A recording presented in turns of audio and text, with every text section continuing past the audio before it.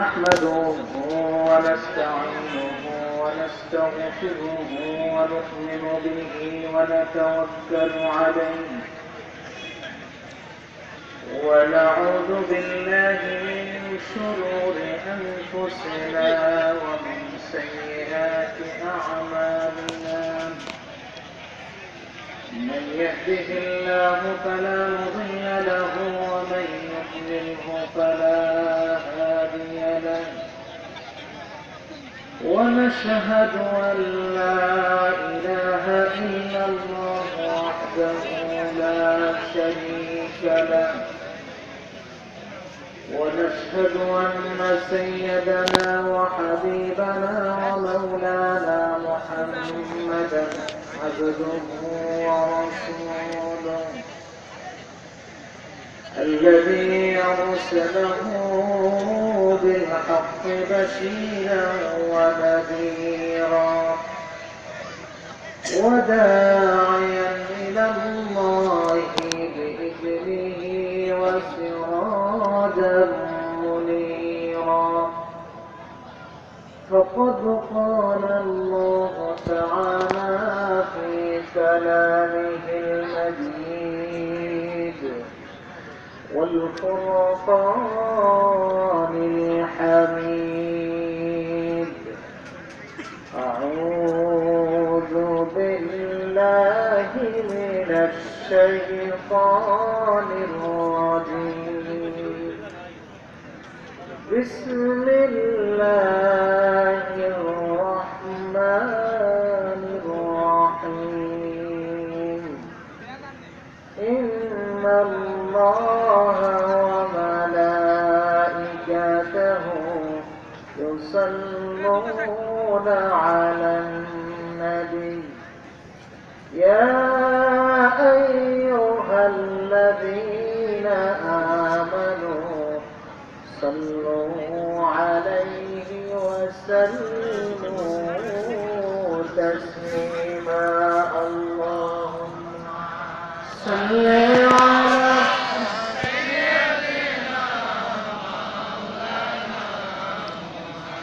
وعلى آل سيدنا مولانا اللهم صل على سيدنا وعلى آل سيدنا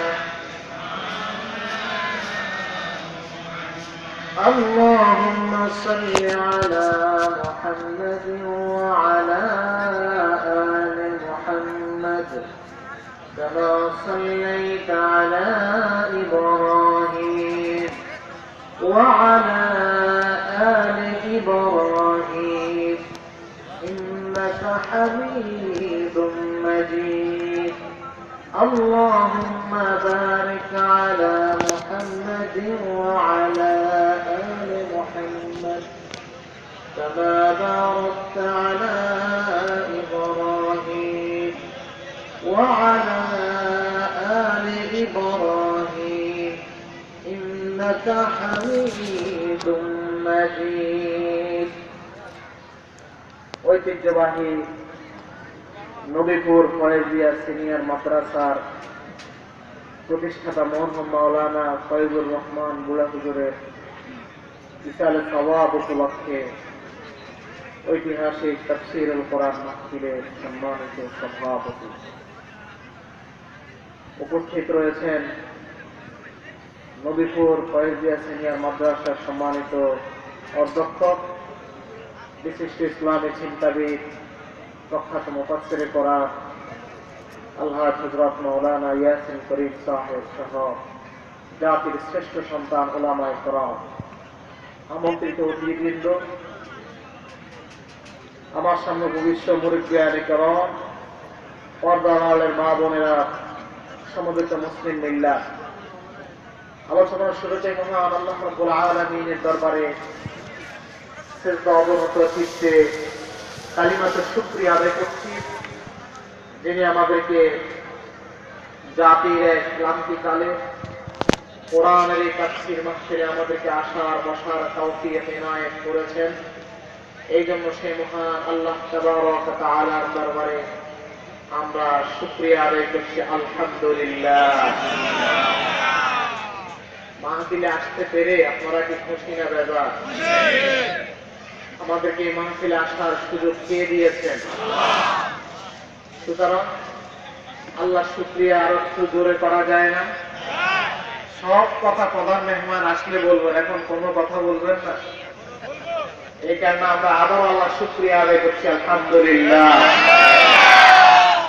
আজকে কোরআনের মাদ্রাসার উদ্যোগে মাহফিল, কোরআনের মাহফিল, কোরআন থেকে কিছু কথা বলার চেষ্টা করবো, আল্লাহ তৌফিক দান করুন।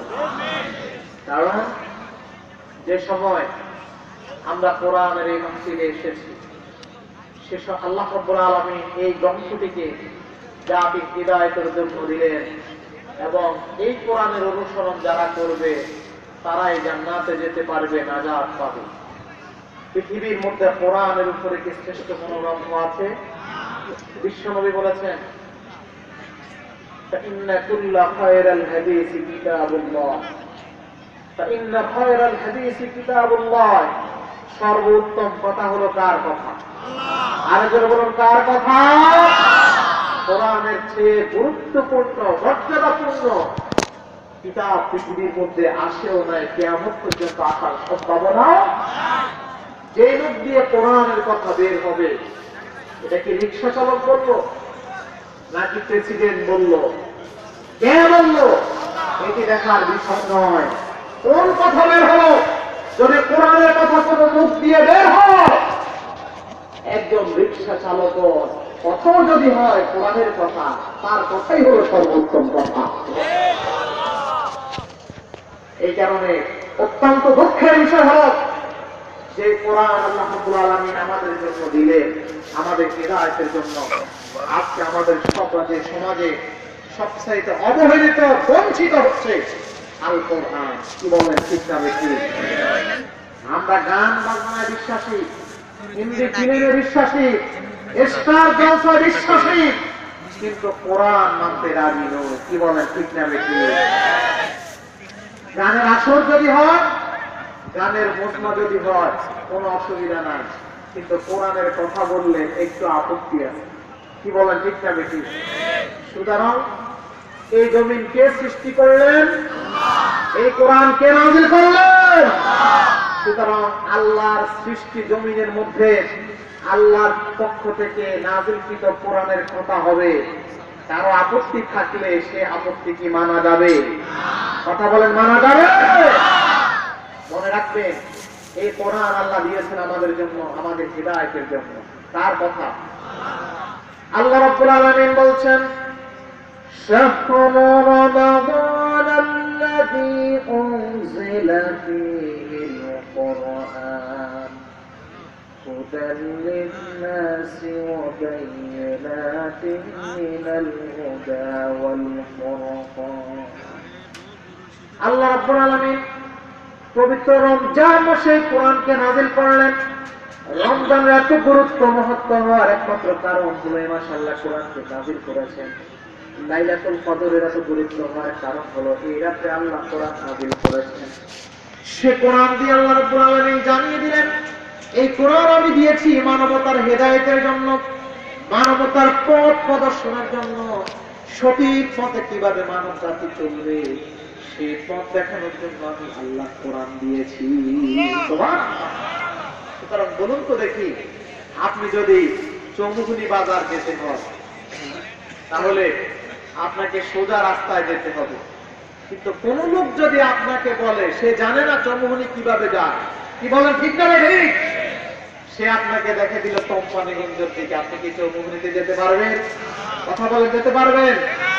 আজকে আমাদের সমাজের এই দুরবস্থা হওয়ার কারণ হলো আমরা যা কিছু জানার দরকার কোরআনের কাছে আসি না। কোরআন যারা জানে তাদের কাছে আসি না।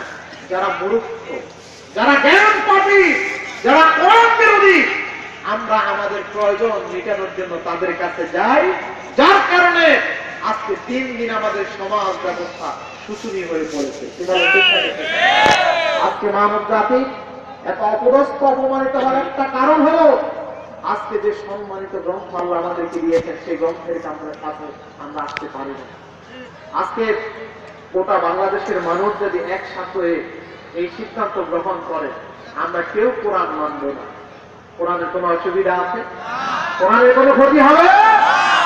আমরা যদি কোরআন মানি আমাদের উপকার, আমরা যদি কোরআন না মানি আমাদের ক্ষতি না, কোরআনের ক্ষতি, আমাদের ক্ষতি। গোটা পৃথিবীর সব মানুষ যদি একত্রিত হয়ে আল্লাহর কোরআনের বিরোধিতা করে, কোরআনের বিরুদ্ধে অবস্থান নেয়, কোরআনের বিন্দু মাত্র ক্ষতি হবে না। কারণ এই কোরআন যিনি নাযিল করলেন তিনি সেই কোরআনকে সংরক্ষণ করবে। আল্লাহ রাব্বুল আলামিন বলছেন, ইন্না নাহনু নাযালনা যিকরা ওয়া ইন্না লাহু লাহাফিজুন। এই কোরআন কে সৃষ্টি করেছেন? সেই আল্লাহ বলেছেন, কোরআন আমি সৃষ্টি করেছি, এই কোরআন সংরক্ষণের দায়িত্ব আমি আল্লাহ। এই কারণে পৃথিবীর সকল সেনাবাহিনী, সকল অস্ত্রধারী লোক, পৃথিবীর সবচাইতে উন্নত দেশগুলো সবাই যদি বলে আমরা কেউ কোরআন মানব না, কোরআনের কোনো অসুবিধা নাই। কারণ কোরআন সংরক্ষণের দায়িত্ব কার? আমরা যদি এই কোরআনকে একসাথ করে পুড়ে ফেলি, গোটা দুনিয়াতে যত কিতাব আছে সবগুলো যদি আগুন দিয়ে পুড়ে ফেলি, বলুন তো দেখি কোরআনের ক্ষতি হবে? কিচ্ছু হবে না। কারণ আপনি কোরআন শেষ করবেন, কোরআনের লক্ষ কোটি হাফেজ গোটা পৃষ্ঠে ছড়িয়ে আছে। এই কারণে আপনি চেষ্টা করে কোরআনের ক্ষতি করতে পারবেন না। যুগ যুগ ধরে যারা কোরআনের বিরুদ্ধে অবস্থান নিয়েছে তারাই তিলে তিলে ধ্বংস হয়েছে। তুরস্কের ইতিহাস আপনারা ভালো করে জানেন। তুরস্কের মধ্যে যখন সেনাবাহিনী ক্ষমতায় ছিল তখন স্বৈরাচারী কায়দায় তারা সমাজ রাষ্ট্র পরিচালনা করেছেন। কোরআনের তেলাওয়াত যে ঘরে হতো ওই ঘরের মানুষের উপর মারাত্মক ভাবে নির্যাতন করা হতো।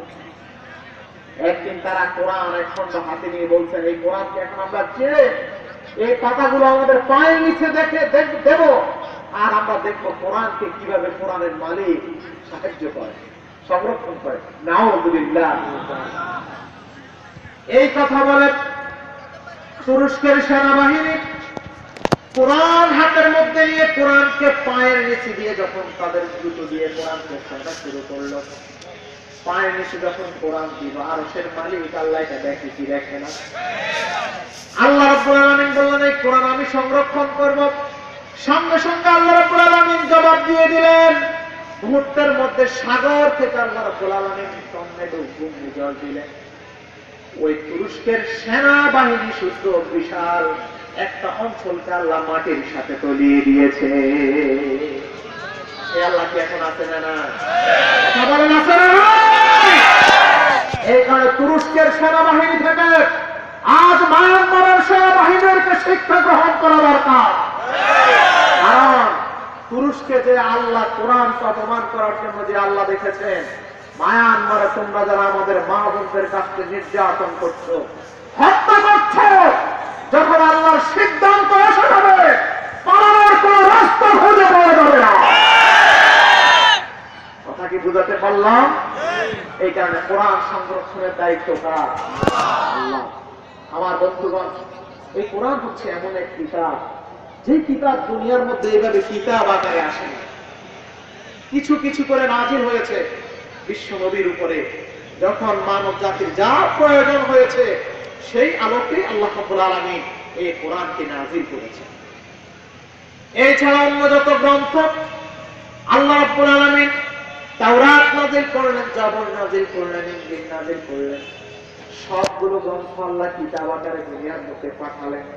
কিন্তু শুধুমাত্র কোরআন এমন একটি কিতাব, সেই কিতাব আল্লাহ রাব্বুল আলামিন প্রয়োজনের আলোকে বিশ্ব নবীর সিনার মধ্যে ঢুকিয়ে দিয়েছে।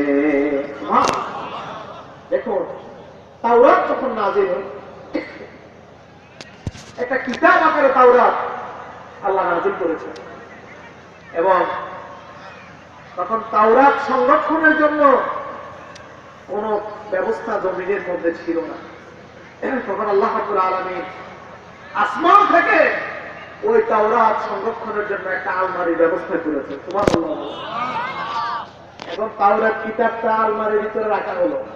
বলুন তো দেখি, যে কিতাব আল্লাহ নাযিল করলেন আবার আলমারিও দিলেন, এই কিতাবটি এখন পৃথিবীতে আছে?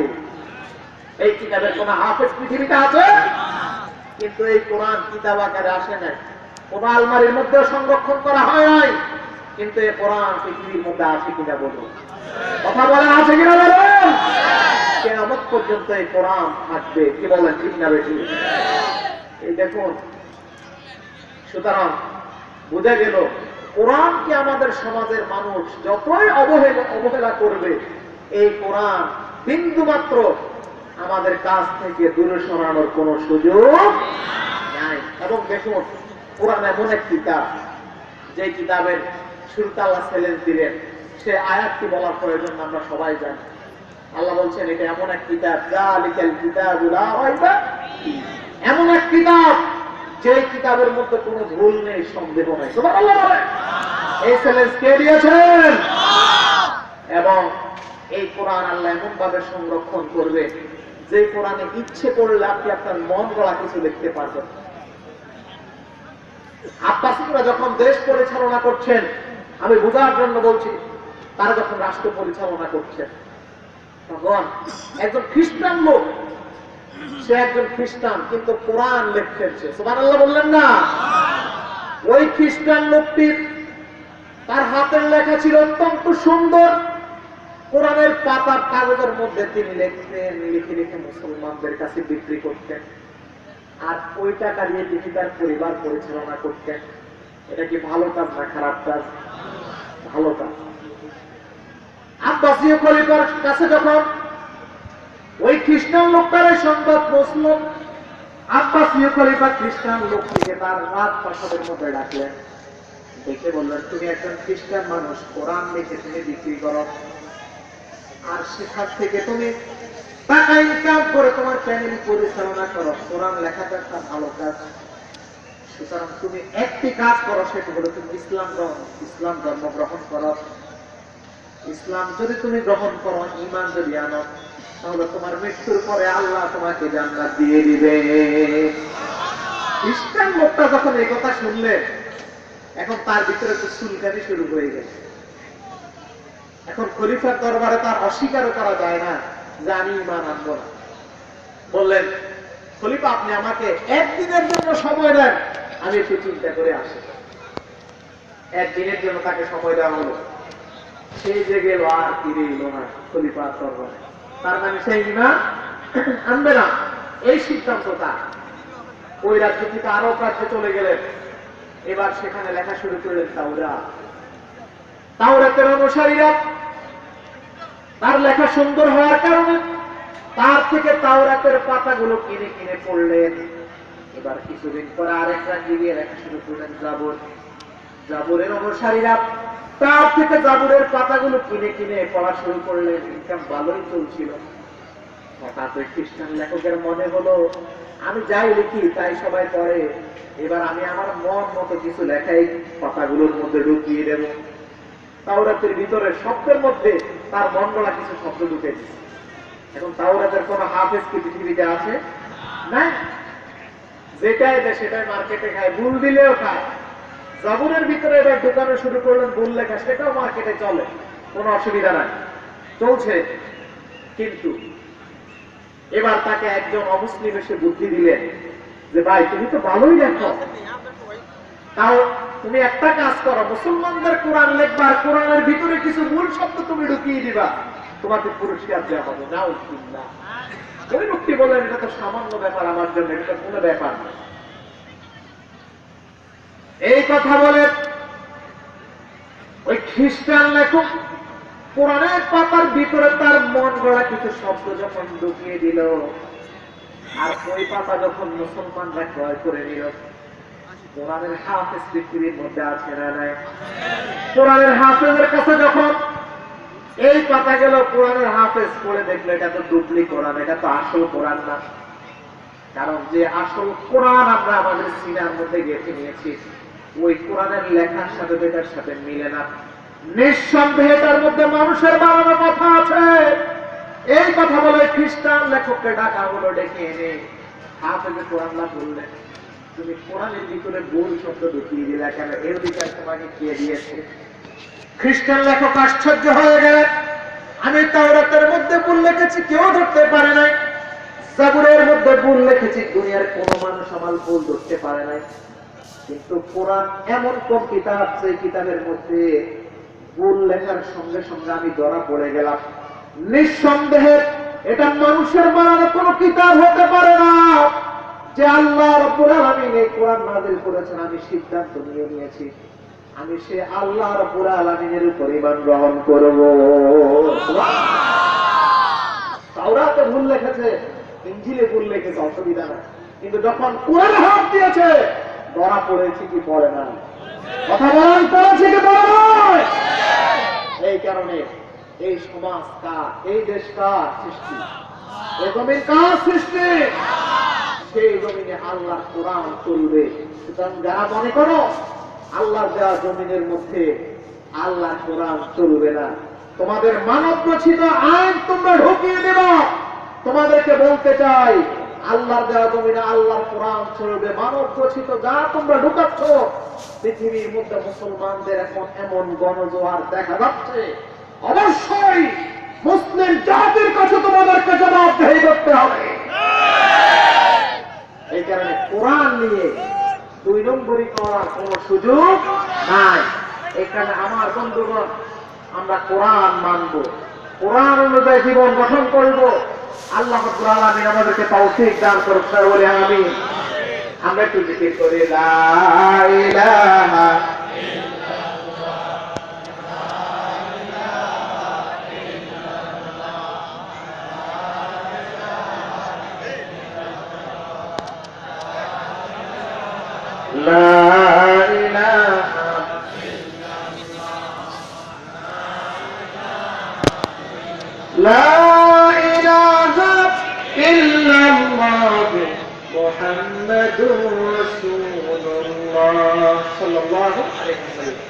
অসুবিধা হয় আপনাদের? আমার কাজ কিন্তু আলোচনা করা নয়, আলোচনা সম্মানিত প্রধান মেহমান করবে। আমার কাজ হলো যারা বাইরে ঘুরে এদেরকে প্যান্ডেলের ভিতরে বসে। আল্লাহ তৌফিক দান করে বলে আমি, আরেকজন বলে আমি। সুতরাং যেটা বলতে চেয়েছিলাম সেটি হচ্ছে আল কোরআন, যে কোরআনকে আজকে আমরা গ্রহণ করার কথা, কিন্তু সেই কোরআন আজকে আমাদের থেকে অনেক দূরে। কি বলে, ঠিক না বেশি? আমাদের মা বোনদের দিকে তাকান আপনারা, মা বোনদের সাথে কোরআনের সাথে এখন আর সম্পর্ক নাই, কিন্তু সম্পর্ক আছে কিসের সাথে? স্টার জলসা, যে সিনেমা, যে চ্যানেলগুলো আমাদের চরিত্রকে ধ্বংস করছে, ওই চ্যানেলগুলোর সাথে আমাদের মা বোনদের সম্পর্ক, কিন্তু কোরআনের সাথে কোনো সম্পর্ক নাই। এই কারণে আজকে প্রত্যেকটি ঘরে ঘরে বাড়িতে পরকীয়া আছে না নাই? কথা বলেন, আছে না নাই? অশান্তির একটাই কারণ, সেটি হচ্ছে আজকে কোরআন থেকে দূরে। এই কারণে যত দূর আওয়াজ যায়, মা বোনদেরকে বলতে চাই, কোরআনের সাথে সম্পর্ক গড়ে তুলুন। প্রত্যেক পরিবার যদি সুন্দর করতে হয়, কোরআনের কাছে আসা লাগবে কি লাগবে না? অবশ্যই। আজকে দেখুন, কারণ আমাদের মায়েরা যদি কোরআন জানে, মায়েরা যদি কোরআন বুঝে, সন্তান কোরআন বুঝবে কি বুঝবে না? মা যদি ভালো হয়, সন্তান ভালো হবে কি হবে না? আমাদের মা বোনদের উদাহরণ হবে হযরত আয়েশার চরিত্রের সাথে। তারা কেমন ছিলেন, রাসূলুল্লাহর স্ত্রীরা কেমন ছিলেন, সেটা থেকে শিখতে হবে। আমাদের মা বোনদের উদাহরণ ভারতীয় কোন নায়িকা হতে পারে না। কি বলেন, ঠিক না বেশি? দেখুন, ইসলামে আল্লাহ রাসূল সাল্লাল্লাহু আলাইহি সাল্লামের সময় ইসলামে কোরআনের উপর, হাদিসের উপর মহিলাদের দখল কেমন ছিল আমরা জানি। যেমন আবু হুরায়রা রাদিয়াল্লাহু তাআলা আনহু সবচেয়ে বেশি হাদিস বর্ণনা করেছেন, কিন্তু না, হযরত আবু হুরায়রা হাদিস বর্ণনা করেছেন, অনেকগুলো হাদিস তিনি হযরত আয়েশা থেকে শিখেছেন। সুবহানাল্লাহ। তারপর বর্ণনা করেছেন হযরত আয়েশা রাদিয়াল্লাহু তাআলা আনহা কোরআনের উপর তার এমন দখল ছিল, বিশ্ব নবীর হাদিসের উপরে তার এমন জ্ঞান ছিল, আল্লাহ নবীর সাহাবীরা হযরত আয়েশার কাছে এসে হাদিস শিখতেন। বিশ্ব নবী সাল্লাল্লাহু আলাইহি সাল্লাম মসজিদে মুনাওয়ারার মধ্যে হাদিসের দাস দিতেন সাহাবীদের সামনে। পর্দার এক পাশে পুরুষ সাহাবীরা বসতেন, আর এক পাশে মহিলা সাহাবীরা বসতেন। আল্লাহ নবী পর্দার আড়ালে যতক্ষণ পর্যন্ত হযরত আয়েশা এসে না বুঝতেন ততক্ষণ পর্যন্ত বিশ্ব নবী হাদিস শিক্ষা দিতেন না। সাহাবীরা প্রশ্ন করলেন, ইয়া রাসূলুল্লাহ, আয়েশা পর্দার আড়ালে আসার আগ পর্যন্ত আপনি আমাদেরকে হাদিস বলেন না কেন? আমরা কি অপরাধ করেছি? আল্লাহ রাসূল তাদেরকে বলেছেন, এটার জবাব আমি তোমাদেরকে আগামীকাল দেব। কারণ আজকে যদি রাসূল তার স্ত্রীর পক্ষে বলে, সবাই মনে করবে রাসূল তার স্ত্রীর পক্ষে বলেছে। আল্লাহ নবী বললেন, এর জবাব আমি তোমাদেরকে আগামীকাল দেব। এই কথা বলে ওই দিনের ক্লাসের মধ্যে আল্লাহ নবী 15টি হাদিস সাহাবায়ে কেরামদেরকে শিক্ষা দিলেন। পরের দিন আবার যখন হাদিসের দাঁড় বসলো, আল্লাহ নবী সাহাবীদেরকে বললেন, গতকাল আমি তোমাদেরকে যে 15টি হাদিস শিক্ষা দিলাম, ওই 15টি হাদিস তোমরা আমাকে মুখস্থ শোনাও। বিশ্বনবী যখন এই কথা বললেন, পুরুষদের মধ্য থেকে একজন দাঁড়িয়ে একটা দুইটা বললেন, কেউ দাঁড়িয়ে 3টা, কেউ 4টা। সর্বশেষ পুরুষদের মধ্য থেকে হযরত আবু হুরায়রা রাদিয়াল্লাহু তাআলা দাঁড়ালেন। হযরত আবু হুরায়রা দাঁড়িয়ে প্রায় অর্ধেকের বেশি হাদিস বললেন, আর তিনি বলতে পারছেন না।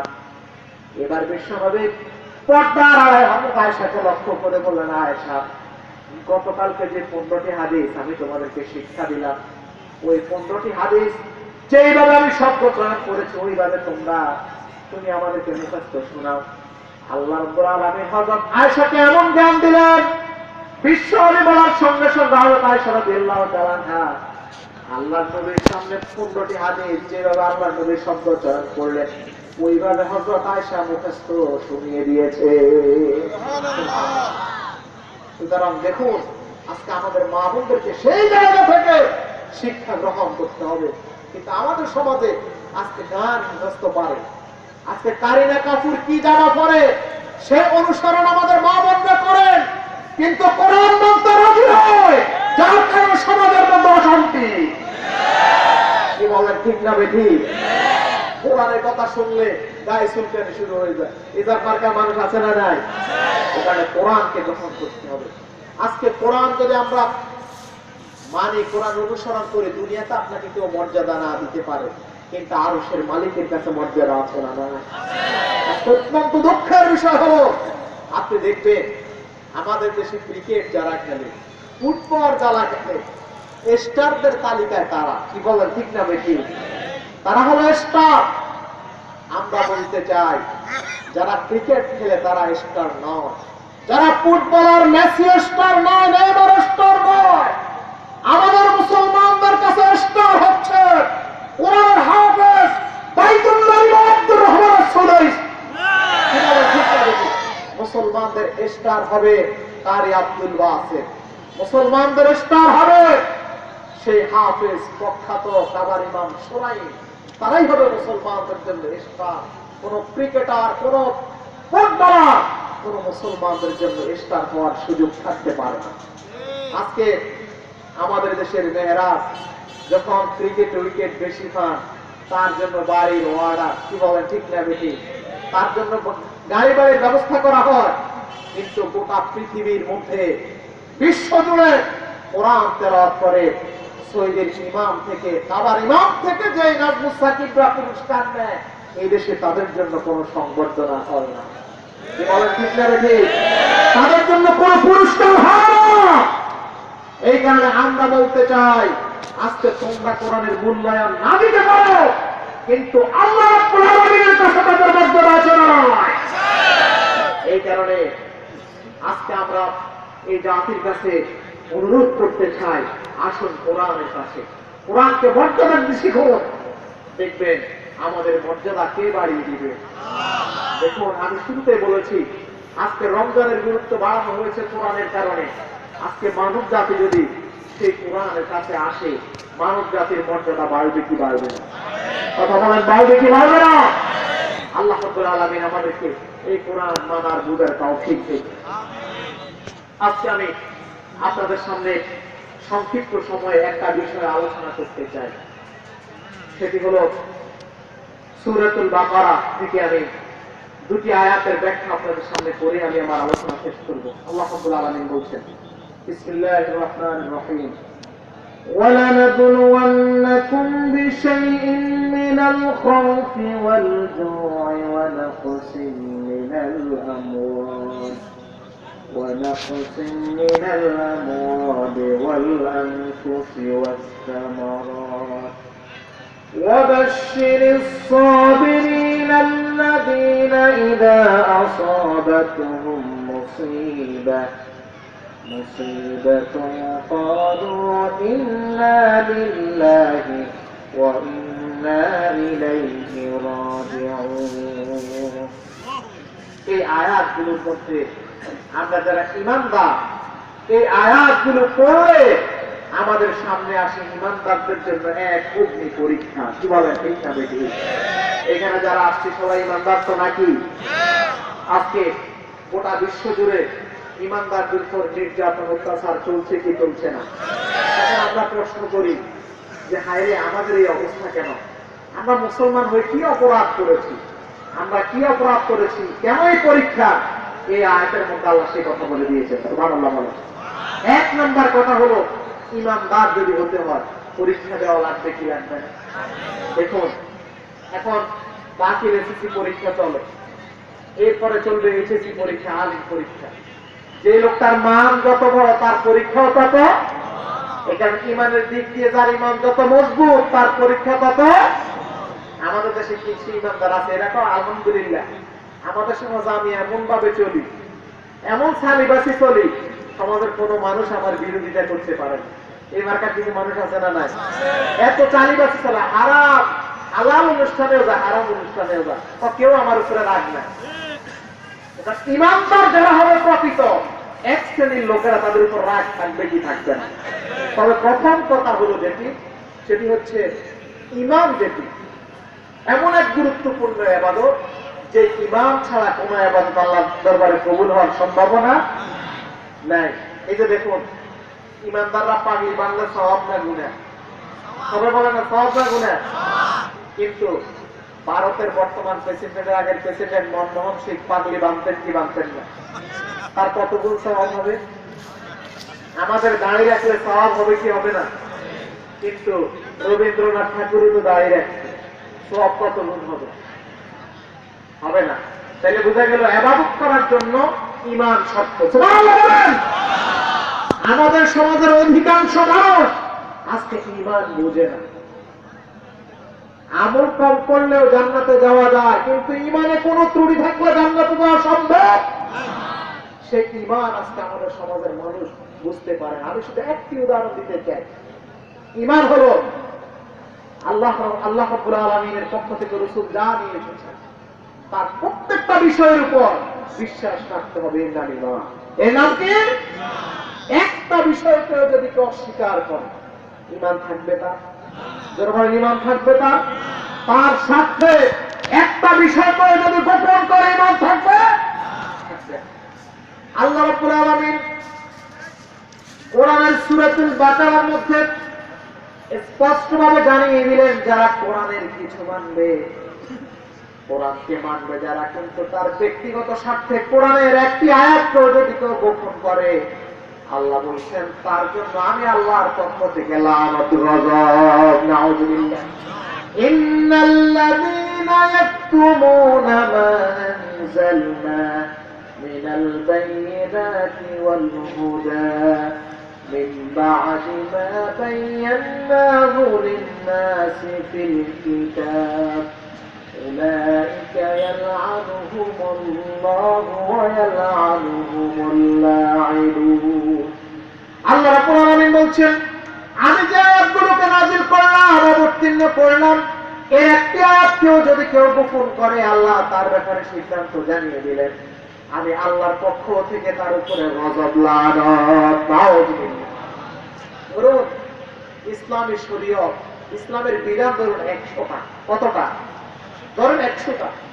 কেউ যদি 99টা মানে একটাকে অস্বীকার করে, সেটি ঈমানদার না কাফের?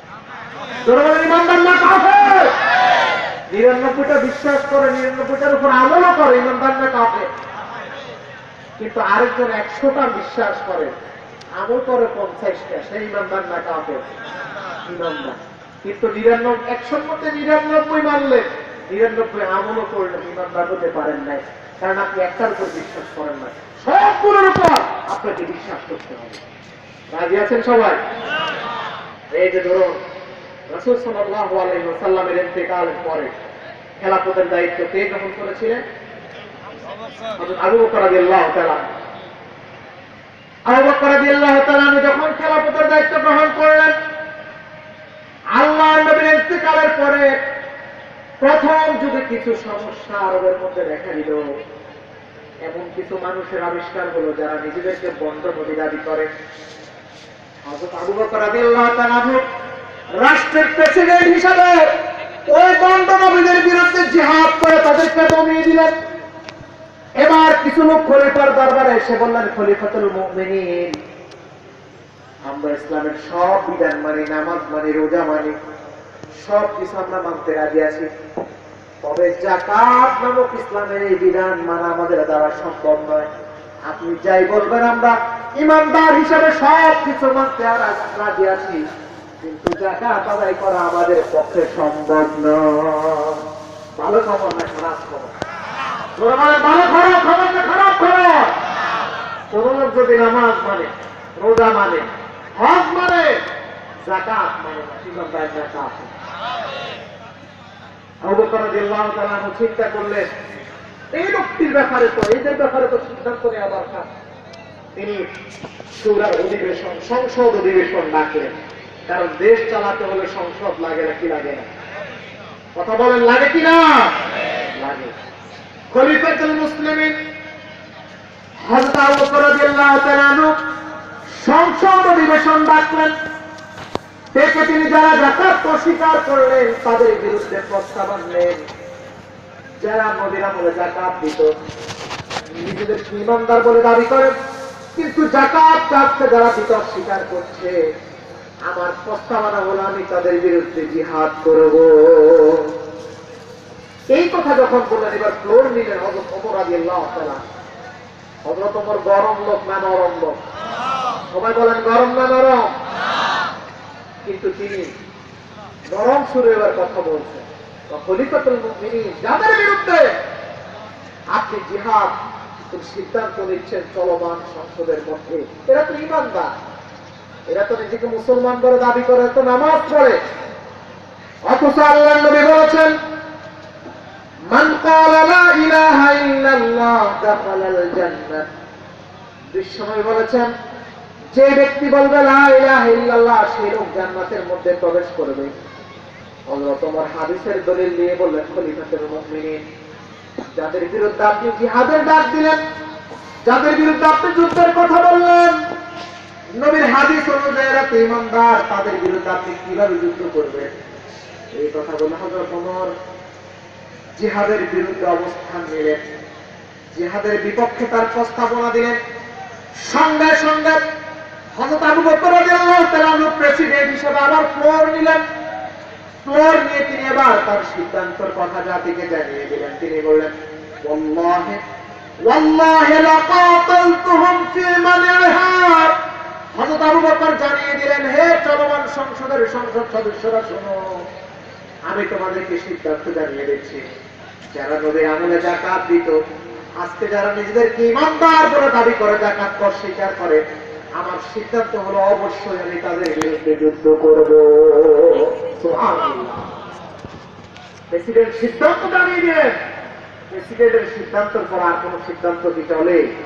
কথা বলেন, চলে? হযরত ওমর ছিলেন গরম তবিয়তের লোক, তিনি থাকার কথা জিহাদের পক্ষে, আর হযরত আবু বকর ছিলেন নরম তবিয়তের লোক, তিনি থাকার কথা জিহাদের বিপক্ষে। কিন্তু চলমান শুরার মধ্যে চরিত্র সম্পূর্ণভাবে ভিন্ন। হযরত ওমর হলেন জিহাদের বিপক্ষে, হযরত আবু বকর হলো জিহাদের পক্ষে। এবার হযরত ওমর রাদিয়াল্লাহু তাআলা আল্লাহর কাছে দোয়া করলেন, রব্বুল আলামিন তুমি আমাকে সহিহ বুঝ দান করো। এই দোয়া করার সঙ্গে সঙ্গে আল্লাহ রব্বুল আলামিন হযরত ওমরকে সহিহ বুঝ দিয়ে দিলেন। এবার হযরত ওমর রাদিয়াল্লাহু তাআলা ঘোষণা করলেন, ওয়াল্লাহি ওয়াল্লাহি ইন্নী আরাফতু আন্নাহুল হক, ওয়াল্লাহি ইন্নী আরাফতু আন্নাহুল হক। হযরত ওমরের দেহ হাজার বছরের সেই কথাটি ইমাম বুখারী তার বুখারীর হাদিসের মধ্যে দিয়ে দিলেন। হযরত ওমর বলছেন, আল্লাহর কসম করে বলছি, আল্লাহর কসম করে বলছি, হে খলিফাতুল মুমিনিন, যাদের বিরুদ্ধে আপনি জিহাদের ঘোষণা দিয়েছেন, যারা নামাজ পড়ে কিন্তু যাকাত দিতে অস্বীকার করে, তাদের বিরুদ্ধে আপনি যে জিহাদের ডাক দিয়েছিলেন, আপনার সিদ্ধান্তটাই সম্পূর্ণ সঠিক। সুবহানাল্লাহ। এরা নামাজ পড়ে, রোজা রাখে, ইসলামের অন্যান্য বিধান মানে, কিন্তু যখন যাকাত অস্বীকার করেছেন, তাৎক্ষণিক মুসলমানদের কাছে থাকতে পারে নয়, এরা কাফের, কাফের, কাফের। এরা কার ফতুয়া? কার ফতুয়া?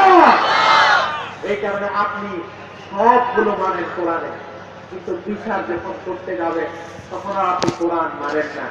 আপনার দলীয় লোক যেদিকে সেদিকে বিচার করবেন, আল্লাহর কসম, তোমার যারা যদি বাইতুল্লাহ ইমামুল্লাহ তুমি মুসলমান হতে পারো না।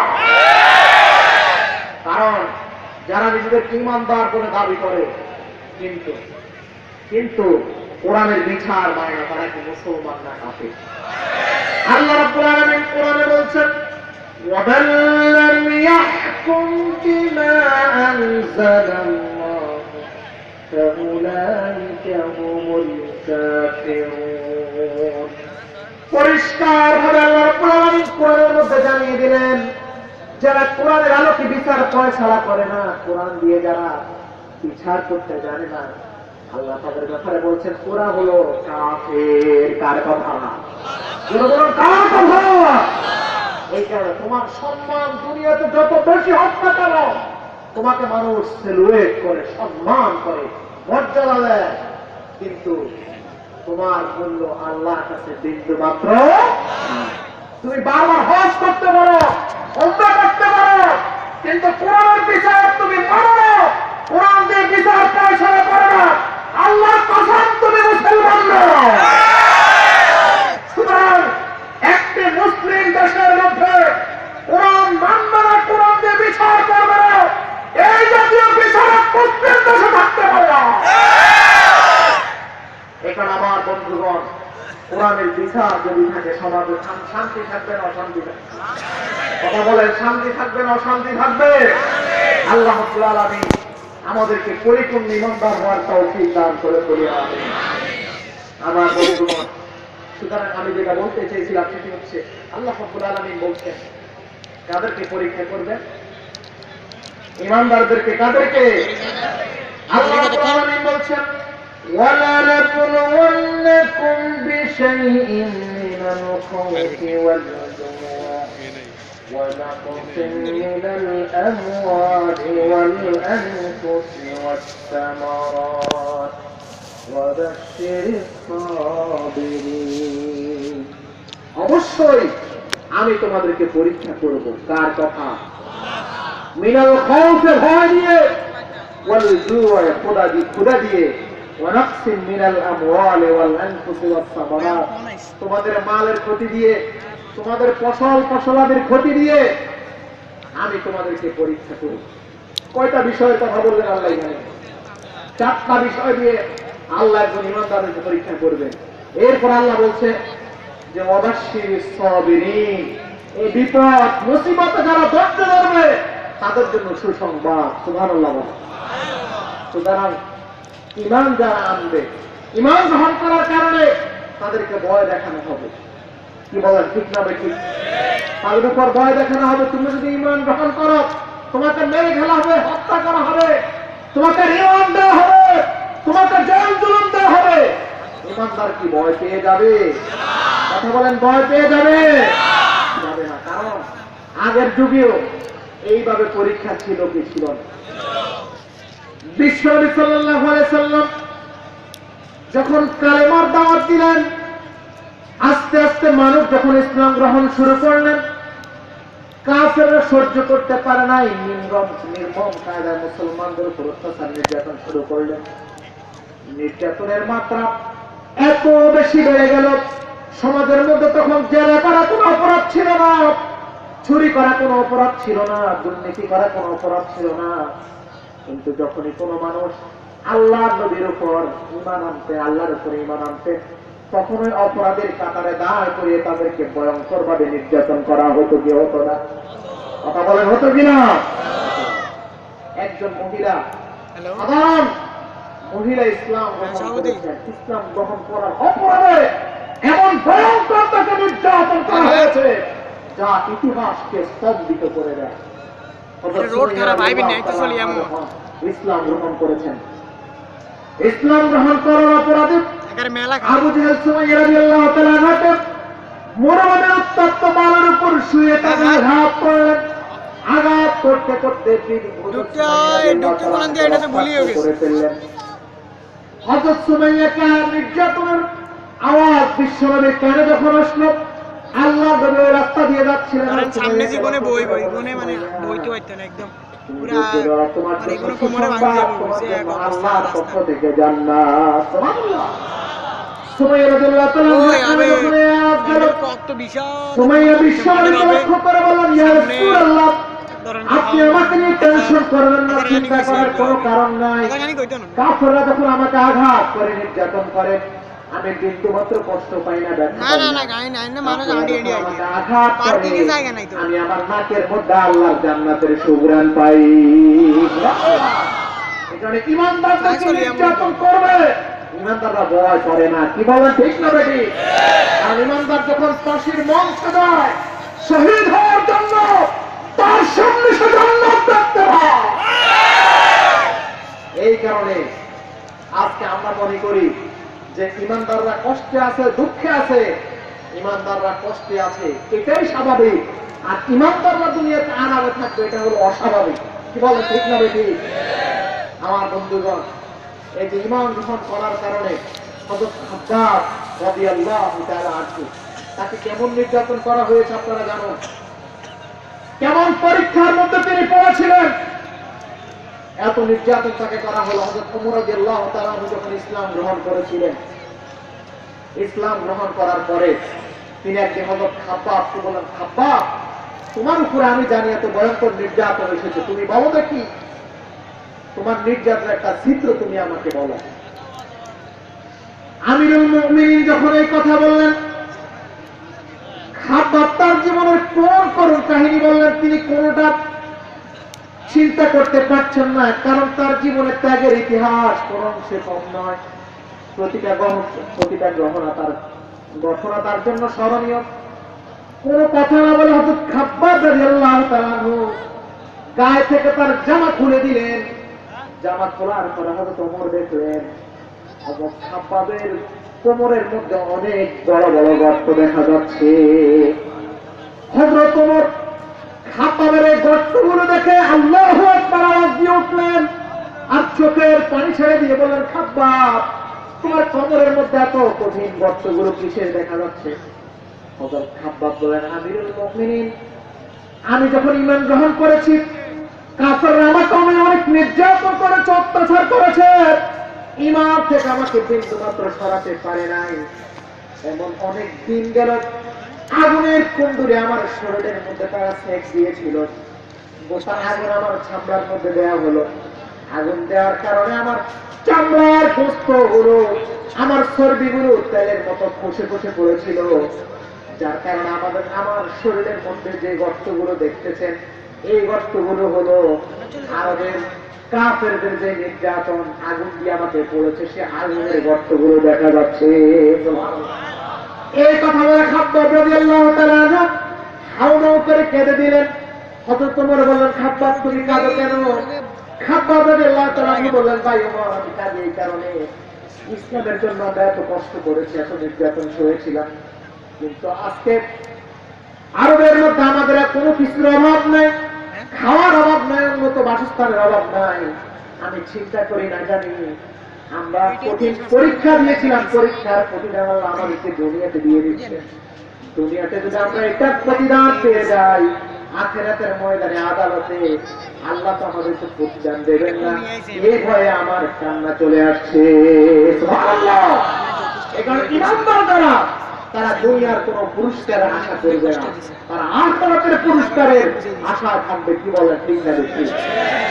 খাব্বাব যখন ইন্তেকাল হলো, কবরের মধ্যে যেখানে তাকে দাফন করা হলো, একদিন হযরত আলী রাদিয়াল্লাহু তাআলা ওই রাস্তা দিয়ে হেঁটে যাচ্ছেন, আর চোখের পানি ছেড়ে দিয়ে হযরত আলী বলেছিলেন যে খাত্তাব, ইসলামের জন্য এত ত্যাগ তুমি করেছো, তোমার প্রয়োজন ছাড়া কোন সম্পদ তোমার সুযোগ থাকা সত্ত্বেও তুমি জমা করো নাই, ইসলামের জন্য তুমি এত স্যাক্রিফাইস করেছো, আমি আল্লাহর কাছে দোয়া করি আল্লাহ তোমাকে জান্নাতের সর্বোচ্চ মর্যাদা দান করো।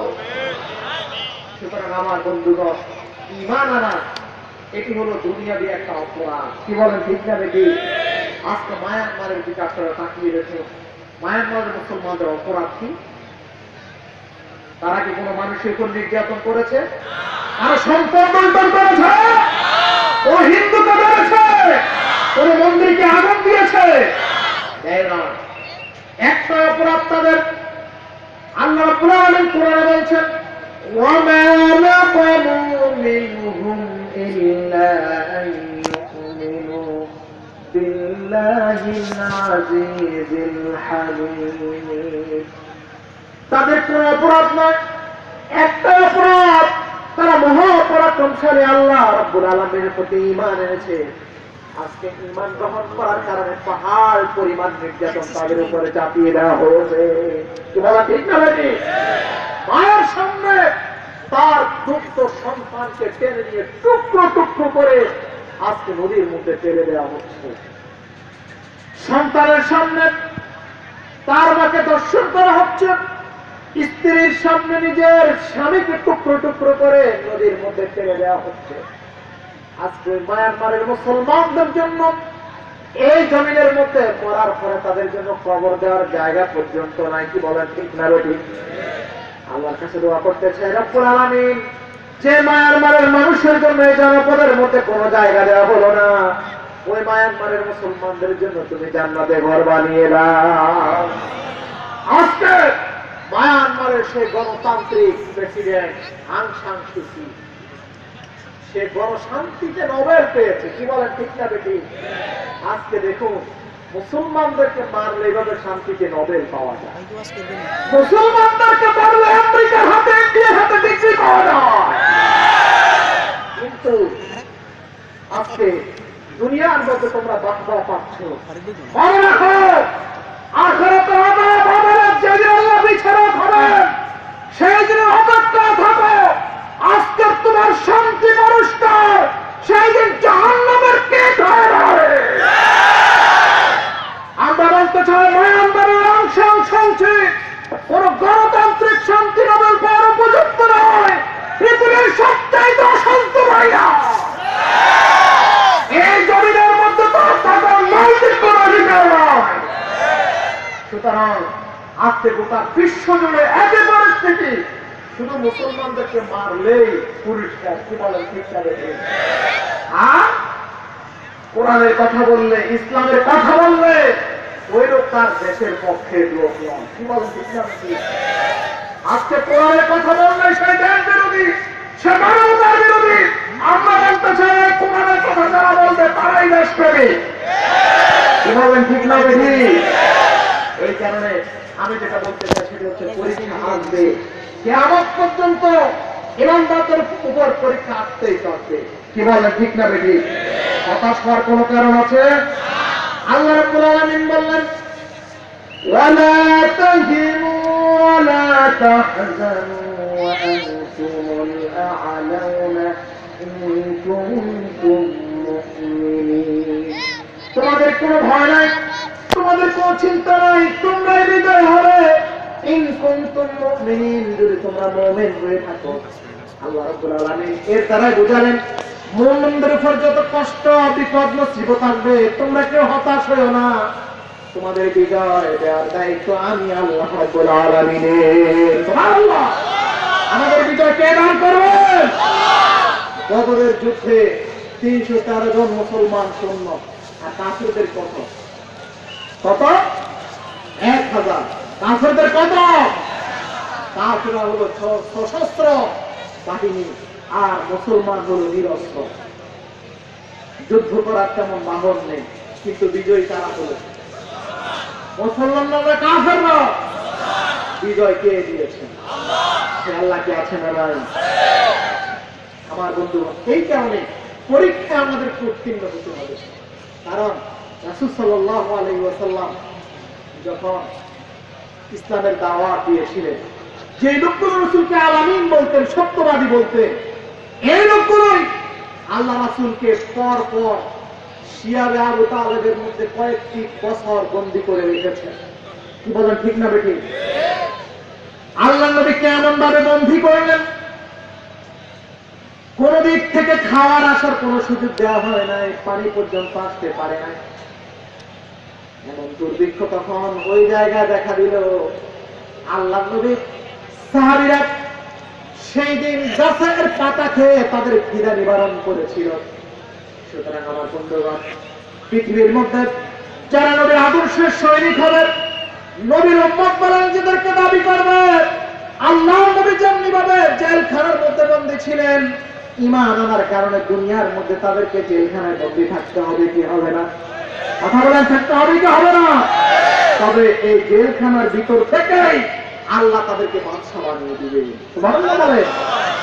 ইউসুফ আলাইহিস সালাম কোথায় ছিল? কথা বলেন না, কোথায় ছিল?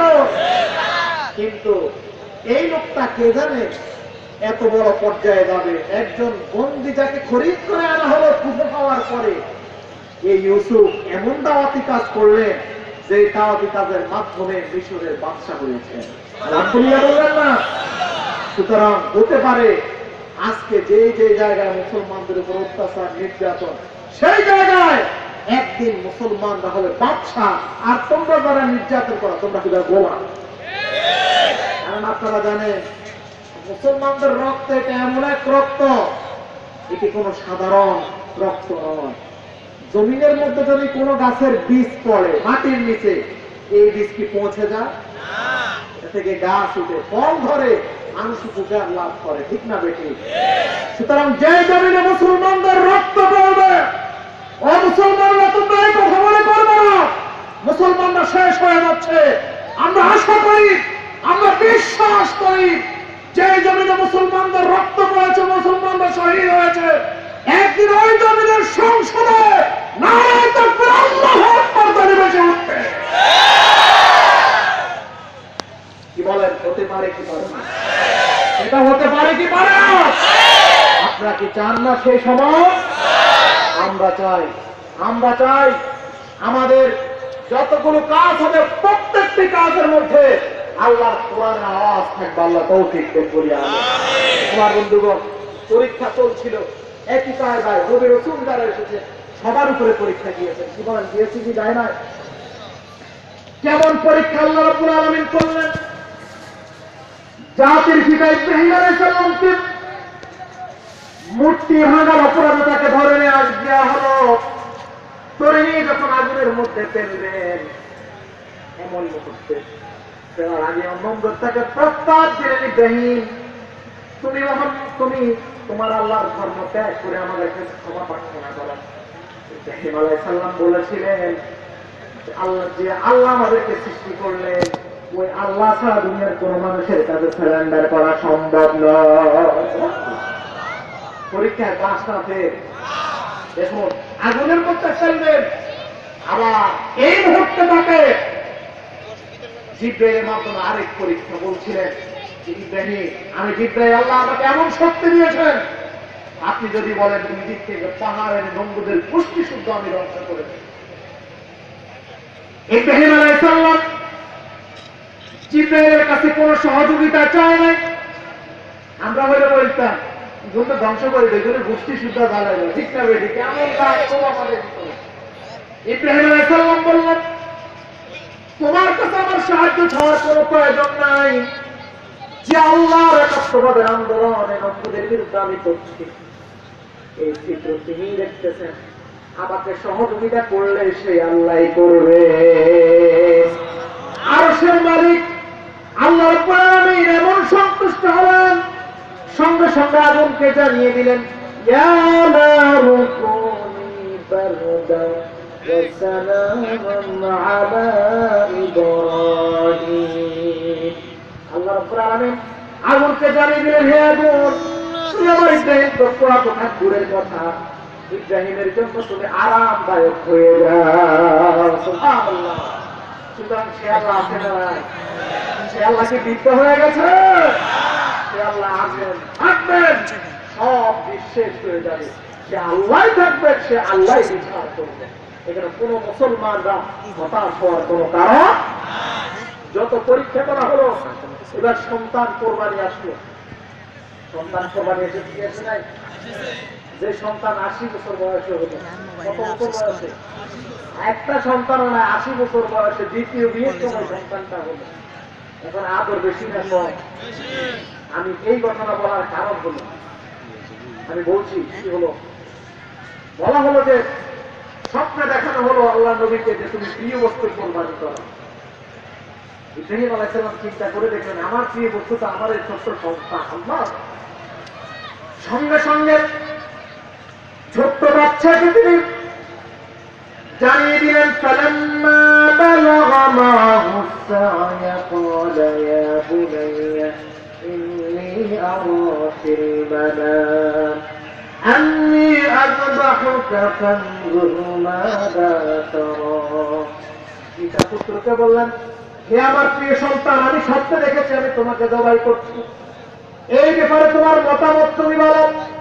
ইসমাঈল আলাইহিস সালাম যদি ছোট্ট ছিলেন, আল্লাহ এমন ধৈর্য এমন প্রজ্ঞা তাকে দান করলেন, তিনি বুঝতে পারলেন আমার বাবা যেটা স্বপ্ন দেখেছেন। কিন্তু আল্লাহ নবী, এটা তার নিজের মন গড়া কোনো বক্তব্য নয়। আমার আব্বা যেটা স্বপ্নে দেখেছে আল্লাহর পক্ষ থেকে ওহী। সুবহানাল্লাহ। ছেলে পিতাকে বলছেন, আমার পিতা আপনি যেটা স্বপ্নে দেখেছেন বাস্তবায়ন করুন।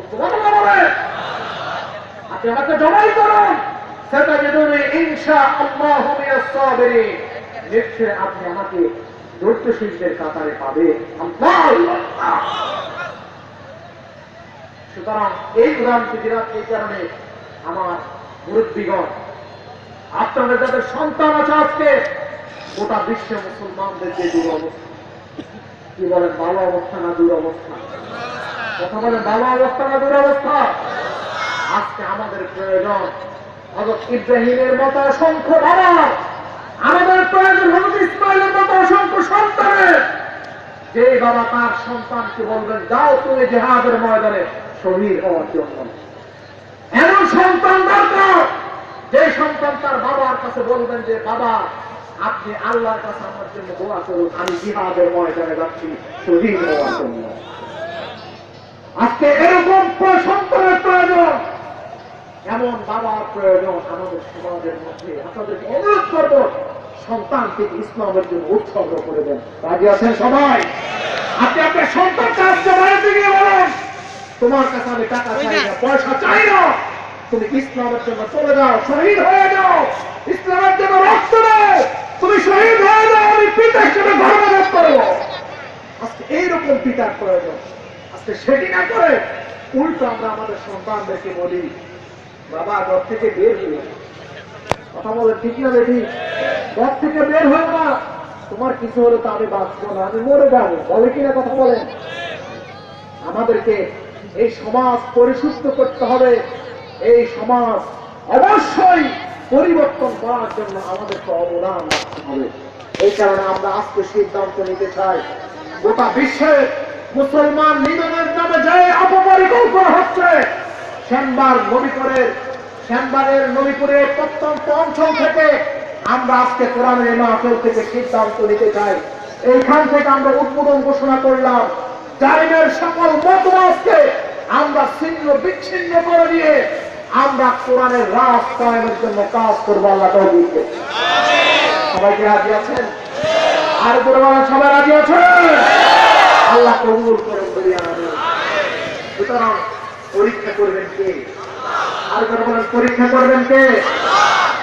আল্লাহ রাব্বুল আলামিন কোরআন অন্য জায়গায় বলছেন, আল্লাযী খালাকাল মাউতা ওয়াল হায়াতা লিয়াবলুয়াকুম আইয়ুকুম আহসানু আমালা। অবশ্যই তিনি তোমাদেরকে পরীক্ষা করবেন, যিনি তোমাদের মাউত এবং হায়াতকে সৃষ্টি করলেন, অবশ্যই তিনি তোমাদেরকে পরীক্ষা আমলের দিক দিয়ে তোমাদের মধ্যে কে কত বেশি উত্তম। ولنبلونكم حتى نعلم المجاهدين والصابرين। অবশ্যই আল্লাহ তোমাদেরকে পরীক্ষা করবেন। তিনি দেখতে চান তোমাদের মধ্যে কে দিনের পথে ধৈর্যশীল এবং কে দিনের পথে প্রচেষ্টাকারী। সুতরাং আমরা দিনের জন্য চেষ্টা করব। যত জুলুম অত্যাচার নির্যাতন আমাদের উপরে আসবে, আমরা ধৈর্য ধরা ঈমানের উপর প্রতিষ্ঠিত থাকবো। রাজি আছেন সবাই? রাজি আছেন? কোনো আপোষ নয়, মরে যেতে রাজি আছি, জীবন আল্লাহ ছাড়া কারো কাছে সারেন্ডার করবো না। রাজি আছেন? ওই যে আজকে আমি ইতিহাস পড়েছিলাম সৈয়দ কুতুব সঙ্গীদের, তাকে বিনা অপরাধে যখন নিয়ে যাওয়া হলো আর তাকে বলা হয়েছে তুমি পত্রিকার মাধ্যমে আমাদের কাছে ক্ষমা চাও, তখন সেই নাসরের দল যখন তাকে এই কথা বললেন, সৈয়দ কুতুব শহীদ বলেন আমি আফসোস করে বলছি, দুঃখ হয় আমার কাছে যারা আমাকে বলছেন পত্রিকার মাধ্যমে আমি ক্ষমা চাওয়ার জন্য, তারা তো জানে না আমি দুনিয়ার স্বাভাবিক মৃত্যুর চেয়ে শহীদী মৃত্যুকে অনেক বেশি পছন্দ করি। আরেকজন মাওলানা মওদুদী, যাকে বলা হয়েছে তুমি সিলিন্ডার,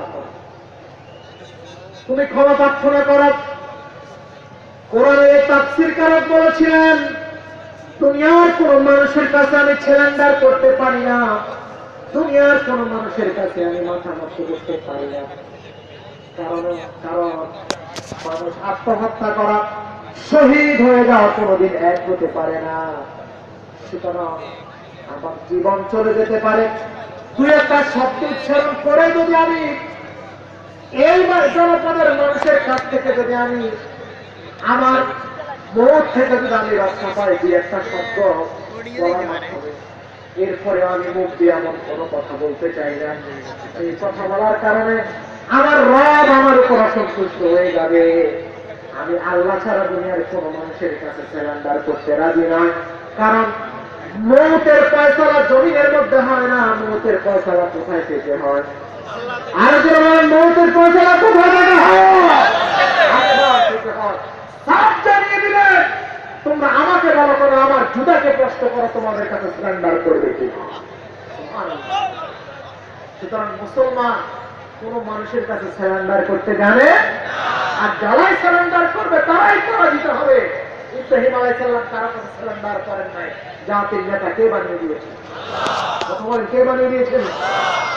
وَإِذِ ابْتَلَى إِبْرَاهِيمَ رَبُّهُ بِكَلِمَاتٍ فَأَتَمَّهُنَّ قَالَ إِنِّي جَاعِلُكَ لِلنَّاسِ إِمَامًا قال ومن ذريتي قال لا ينال من عهد الظالمين। আল্লাহ রাব্বুল আলামিন কোরআনের এই আয়াতের মধ্যে ইব্রাহিম আলাইহিস সালামের পরীক্ষার কথাগুলো তিনি বর্ণনা করলেন। আমি যখন ইব্রাহিমকে পরীক্ষা করলাম, যতগুলো পরীক্ষা করেছেন আল্লাহ সব পরীক্ষায় তিনি পাস করেছেন। আল্লাহ জানিয়ে দিলেন ইব্রাহিম পাস, এই কারণে আমি তাকে জাতির নেতা বানিয়ে দিয়েছি। এই কারণে আমরা যারা আজকে এই জমানায় অবস্থান করছি, আমাদের উপর বিপদ মুসিবত অত্যাচার নির্যাতন আসবে, এগুলো সহ্য করতে পারলেই নেতা কে বানাবে?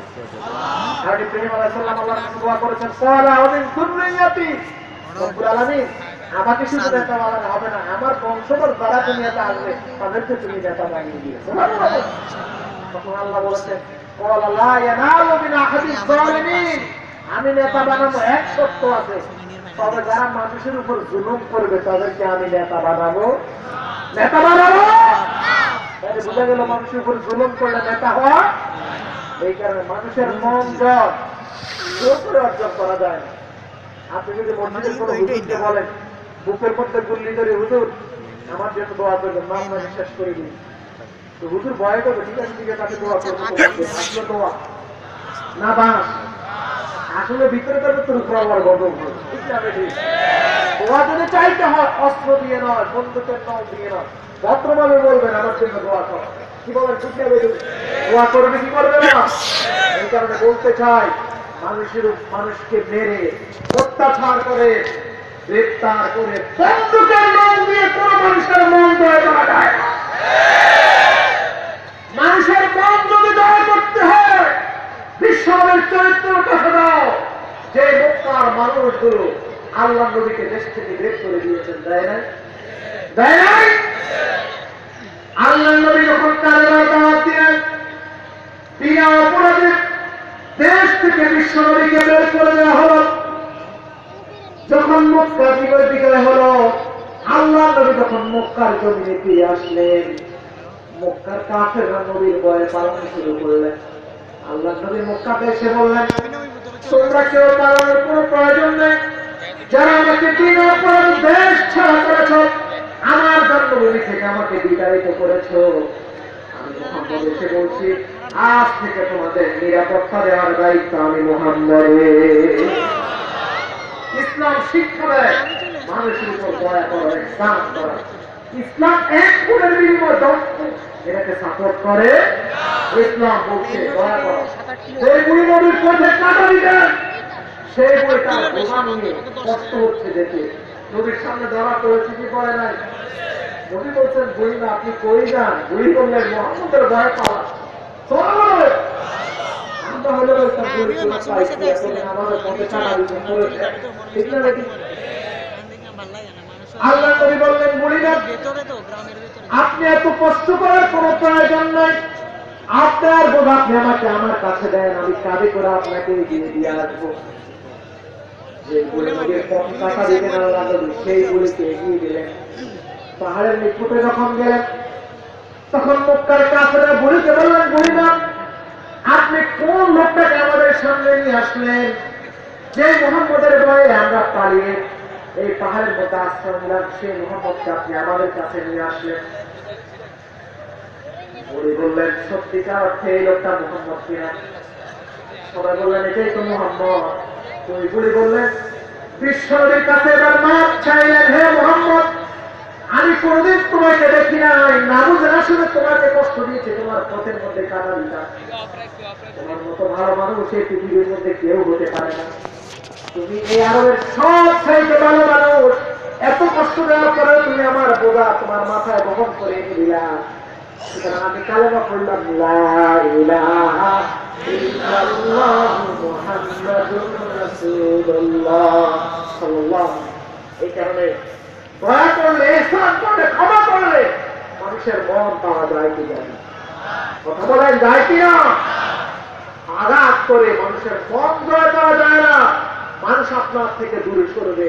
সুতরাং তোমাদেরকে বলতে চাই, আজকে যারা বিশ্বের মুসলমানদের উপর অত্যাচার নির্যাতনের কৃষ্টিন গোলা তোমরা চালাচ্ছ, অপেক্ষা করো, জনগণের বিস্ফোরণ যেই দিন ঘটবে, সেই দিন আল্লাহ এই জমিনের মধ্যে থাকার সুযোগ তোমরা পাও। এই কারণে ইহসান করতে শিখো, দয়া করতে শিখো। কারণ ইহসান করা, দয়া করার জন্য আল্লাহর নির্দেশ আছে না নাই? ইমাম সাহেবরা যখন খুতবা দেয়, প্রতি জুমার দ্বিতীয় খুতবায়, ইন্নাল্লাহা ইয়া'মুরু বিল আদলি ওয়াল ইহসান, আল্লাহ বলছে, নিশ্চয় আল্লাহ তোমাদেরকে ন্যায় বিচার করার জন্য, ইহসান করার জন্য নির্দেশ দিচ্ছে। এটা কার ঘোষণা? কার ঘোষণা? সুতরাং মানুষের উপর দয়া করবে যে, সেই লোকটাই ভালো মানুষ, সেই লোকটাই খাঁটি মানুষ। আল্লাহ আমাদেরকে মানুষের উপর দয়া করার জন্য আল্লাহ আমাদেরকে তৌফিক দান করে বলে আমি। সুতরাং আমি যদি বলতে চেয়েছিলাম সময় আর মাত্র 5-6 মিনিট বাকি আছে, আমি শেষ করে দিচ্ছি। আমি যেটা বলতে চাই সেটি হচ্ছে পরীক্ষা ইমানের অনিবার্য দাবি। ইমান আনলেই পরীক্ষা আসবে, কি বলে ঠিক আছে? কোন ছেলে যদি বলে আমি পরীক্ষায় দেবো না, সে ছাত্র হতে পারবে? ছাত্র হওয়ার যোগ্যতা আছে, কোয়ালিটি আছে? তুমি পরীক্ষা যদি না দাও, তাহলে তুমি ছাত্র হওয়ার জন্য সুযোগ। এটা ইমানদার হলেই পরীক্ষা দেওয়া লাগবে কি লাগবে না? আর যদি এটার উপরে প্রতিষ্ঠিত থাকা যায়, তাহলেই কামিয়াব। সুবহানাল্লাহ বলেন। সুতরাং আজকে আমি সর্বশেষে এসে আপনাদেরকে যেটা বলতে চাই সেটি হচ্ছে, ইমান আনার কারণে ভয় দিয়ে আমাদেরকে পরীক্ষা করবে না। কি দিয়ে? ভয় দিয়ে। ইমান যদি তুমি গ্রহণ করো তোমার শেষ। এই ভয় আমাদের আছে না? কথা বলে। এরপর আল্লাহ বলছেন ঘুরে দিয়ে ইমান গ্রহণ করার কারণে তোমার সব যোগাযোগ ব্যবস্থা বন্ধ হয়ে যাবে, চাকরি চলে যাবে। চাকরি যায় এমন যখন আছে না? নয়, চাকরি চলে যাবে, তোমার ইমামতি চলে যাবে কথা বলার কারণে। এমন সমাজ আছে না? নাই। ইমাম সাহেব যখন সুদের বিরুদ্ধে বললো, মসজিদের সভাপতি সুদ খায়, এখন আপনার চাকরি দেয়। এমন লোক আছে না? নাই কথা বলে। ঘুষের বিরুদ্ধে করার কারণে চাকরি আছে না? নাই। তাইলে বুঝা গেল চাকরি যাবে, টাকা ইনকাম বন্ধ, যা ব্যবসা বন্ধ, ব্যবসা লুটপাট। কি বলেন আছে না? নাই। ইমান গ্রহণ করার কারণে ঘরকে বুলটি মার দিয়ে ভেঙে চুরমার করে দেওয়া হচ্ছে। ঠিক না বেশি? এবং শুধু সেটা দিয়ে শেষ নয়, শুধু সেটা দিয়ে শেষ নয়, নিজেরা ওই সীমানার মধ্যে যে গাছ লাগালেন, গাছ কেটে গাছ নিয়ে যাওয়া হয়েছে, শুধু সেটা দিয়ে নয়, ওই বাড়ির মাটি পর্যন্ত করে নিয়ে যাওয়া হয়েছে। আল্লাহ কোরআন এটা বলেছেন কি বলেন নাই? আল্লাহ বলছেন তোমার অভাব চলে আসবে ইমান গ্রহণ করার কারণে। ভয় করো না। সাথে কে আছে? ونقص من الأموال والأنفس والثمرات। তুমি ইমান গ্রহণ করার কারণে তোমার মালের ক্ষতি হবে, তোমার মুদি দোকানের মুদি মালগুলো লুট করে নিয়ে যাওয়া হবে, তোমার কৃষি জমিনের ধানগুলো কেটে কেটে নিয়ে যাওয়া হবে, লুটপাট করে সব কিছু শেষ করে দিবে। আল্লাহ বলছেন হতাশ হইও না, ধৈর্য ধরো। যারা ধৈর্য ধরবে তাদেরকে সুসংবাদ কে দিচ্ছে? মনে রাখবেন, ধৈর্য হলো ইমানদারের সবচেয়ে বড় অস্ত্রের নাম। ধৈর্যের চেয়ে বড় অস্ত্র পৃথিবীতে অন্য কিছু। আল্লাহ রসুলকে এক সাহাবী এসে প্রশ্ন করে নিয়ে আসছিল, ইমানটা কি আমাকে বলো। রসুল বলেছেন আস-সাবরু ওয়াস-সাবর, ইমান হলো ধৈর্য ধরা, বিনয়তা। সুতরাং ইমানদারদের জন্য ধৈর্য এটা হলো সবচেয়ে বড় অস্ত্রের নাম। সুবহানাল্লাহ বলে। এই ধৈর্যশীল লোকেরাই বিজয়ী হয়েছে, তারাই বিজয়ী হবে। ধৈর্য ধারণ করা মানে হলো এটা নয় যে তারা পরাজিত, ধৈর্য ধরা মানে হলো তারা তাদের শক্তি সঞ্চার করতে। এই কারণে আমরা ধৈর্য ধরবো। রাজি আছে? আল্লাহ আমাদেরকে ধৈর্য ধরার তৌফিক দান করেন। এরপর আল্লাহ রাব্বুল আলামিন বলছেন الذين إذا أصابتهم مصيبة قالوا إنا لله وإنا إليه راجعون। তারা হলো সেই রকম মানুষ, ওই সকল মানুষ তাদের উপর যত বিপদ মুসিবত অত্যাচার নির্যাতন যা কিছু আসলো, তারা বলল ইন্না লিল্লাহি ওয়া ইন্না ইলাইহি রাজিউন। আমরা কার জন্য? আমরা কার জন্য? আর সে আল্লাহর কাছেই আমাদেরকে ফিরে যেতে হবে। সুতরাং ইমানদাররা কষ্টে করার পর হতাশ হবে না, তারা বলবে আমরা তো আল্লাহর জন্য, আমাদেরকে আল্লাহর কাছেই চলে যেতে হবে। আল্লাহর কাছে যাওয়া লাগবে কি লাগবে না? একজন দাঁড়ায় বলেন যে আমি মরবো না। তুরন্ত বাবু তো বহুত বুক ব্যাখ্যায় বলতো, আসেনি এখন। কথা বলেন না কেন? আছে এখন? সংসদ থাকবে, মন্ত্রী থাকবে না। কি বলে ঠিক না? সংসদ থাকবে, প্রধানমন্ত্রী থাকবে না। ঠিক আছে? কারণ সংসদ চলাকালীন প্রেসিডেন্ট তো দুনিয়া থেকে বেশি কি যায় না, প্রমাণ করে সবাইকে যেতে হবে কি হবে না। সুতরাং অহংকার কি আমাদের জীবনে কিছু আছে? নাই। অহংকার করবা কিন্তু মাত্র রেহাই নেওয়ার কাছ থেকে যে কোনো মুহূর্তে তুমি চলে যেতে পারো। তবে সার কথা হলো আজকে তাফসীর মাহফিল থেকে আমরা ইমানদার, আমরা কি আমাদেরকে পরীক্ষা দিতেই হবে। ঠিক না বেটি? পালানোর কোনো সুযোগ। সুতরাং পরীক্ষা দিতে গিয়ে আমাদেরকে সিদ্ধান্ত নিতে হবে এই কোরআন মানব। আছেন তো? এই কোরআন কে দিয়েছেন আমাদেরকে? এই কোরআনের কথা হলো সর্বোত্তম কথা। ঠিক না বেটি? এই কোরআন কথা বললে যদি আমার নেতার বিরুদ্ধে যায়, কোরআন বাদ না নেতা বাদ। কোরআন কথা বলার কারণে আমার পীরের বিরুদ্ধে যায়, কোরআন বাদ না পীর বাদ।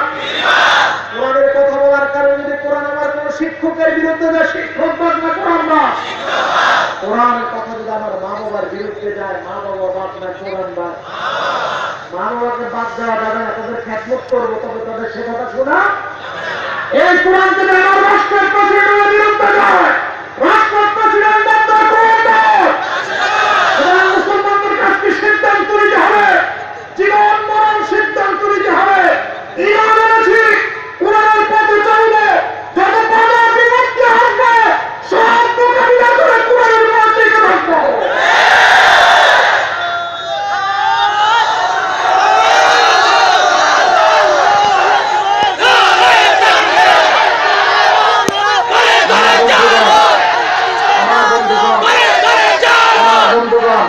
আমরা এইচএসসি পরীক্ষা, দাখিল পরীক্ষা, এইচএসসি পরীক্ষা এইগুলা পাস করলে যত না সফলতা, ইমানের পরীক্ষা এর চাইতে বেশি সফলতা। আল্লাহ তাআলা আমাদেরকে ইমানের পরীক্ষা উত্তীর্ণ হওয়ার তৌফিক দান করুন।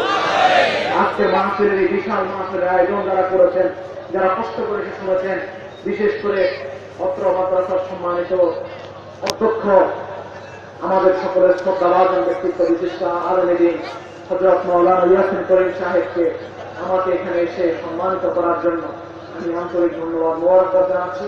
আপনাদের সবাইকে আন্তরিক ধন্যবাদ মোবারকবাদ জানিয়ে আমি আমার আলোচনা এখানে শেষ করছি। হাযা মা ইনদি ওয়াল ইলমু ইনদাল্লাহ আলাইহি তাওয়াক্কালতু ওয়া ইলাইহি উনীব। আসসালামু আলাইকুম ওয়া রাহমাতুল্লাহি ওয়া বারাকাতুহু।